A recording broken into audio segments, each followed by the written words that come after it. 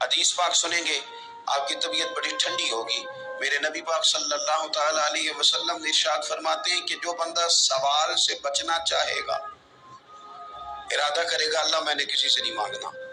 فرمایا جو سوال سے بچنا چاہے گا رب اسے سوال سے بچا لے گا، اور جو لوگوں سے بے نیاز ہونا چاہے گا کہے گا یا اللہ مجھے دنیا داروں کا محتاج نہ بناؤ، اپنی بارگاہ سے عطا فرما۔ جو لوگوں سے بے نیاز ہونا چاہے گا اللہ لوگوں سے بے نیاز کر دے گا، اور فرمایا جو صبر کا ارادہ کرے گا اللہ اسے صبر کی توفیق بھی عطا فرما دے گا۔ ارادہ تو کرے، پروگرام تو بنائے، توفیق تو اللہ دے گا۔ جو صبر کا ارادہ کرے گا اللہ صبر کی توفیق بھی عطا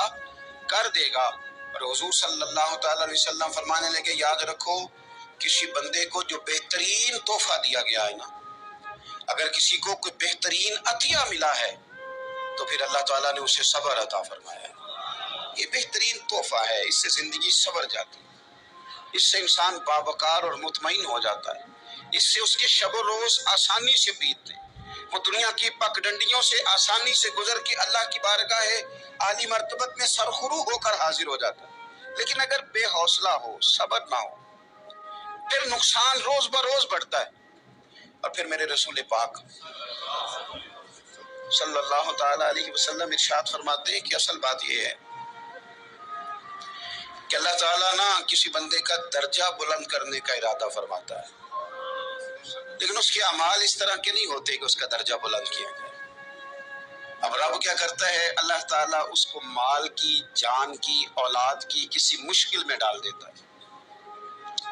اس مصیبت پر وہ بندہ صبر کرتا ہے تو اللہ تعالیٰ اس کا درجہ بلند فرما دیتا ہے۔ اعمال اس قابل نہیں تھے کہ درجات بلند ہو، وہ اعمال کی بنیاد پر نہیں کر سکتا تھا تو اللہ نے کسی مشکل میں ڈال کے نہ اپنے فضل سے درجہ بلند کر دیا۔ اب جو راہ طریقت کا مسافر تھا، جو سلوک کی منازل طے کر رہا تھا، جو اللہ رسول کے قریب جانے چاہ رہا تھا، اس کے لیے کتنی آسانی ہو گئی کہ مجاہدہ تو زیادہ نہ کر سکا، کثرت سے نفلی صوم و صلات کا بندوبست تو نہ کر سکا، تھوڑا سا صبر کیا، رب نے اپنا اور اپنے محبوب کا قرب عطا فرما دیا۔ تو یہ تو آپ صبر کرنے کے لیے جب نکلے ہیں تو آپ نے تو رب رسول کو پا لیا ہے۔ یہ صبر تو وہ والا سفر ہے جس کی جو منزل ہے وہ اللہ رسول کا قرب ہے۔ ہم لوگ تھوڑی تھوڑی باتوں میں حوصلہ ہار جاتے ہیں، صبر چھوڑ جاتے ہیں، پریشانی بڑھ جاتی ہے، پتہ نہیں ایسے محسوس ہوتا ہے کہ جیسے یہی بندہ دنیا کا سب سے دکھی بندہ ہے۔ تو ایک تو یہ کہ ذاتی حیثیت سے صبر کرے، ایک یہ کہ پھر دشمن کا جب مقابلہ ہو، آمن نصبرو والصابرو، آپ کا جب مقابلہ سامنے کسی کے ساتھ ہو تو پھر تیر، تلواریں، اسلحہ، بندوقیں یہ نہیں زیادہ لڑتی، میدانوں میں حوصلے لڑتے ہیں، میدانوں میں صبر لڑتا ہے، میدانوں کے اندر توانائیاں لڑتی ہیں۔ میدان کربلا کے اندر کوئی مقابلہ نہیں تھا تیر کا تیر کے ساتھ، تلوار کا تلوار کے ساتھ کوئی مقابلہ نہیں۔ میدان کربلا کے اندر ظلم کا صبر سے مقابلہ تھا، فتح کے ڈنکے یزید نے بجائے تھے، جشن ابن زیاد نے منایا تھا، لیکن قیامت تک اللہ نے جو فتح عطا فرمائی ہے تو وہ حسین ابن علی کے صبر کو عطا فرمائی، سیدنا امام علی مقام کے صبر کو ملی۔ عزیز بھائی،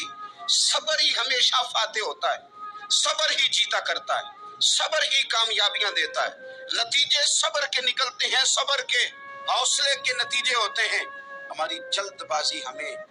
شکست خوردہ کر دے گی، ہمارا حوصلہ نہ ہونا ہمیں ہرا دے گا۔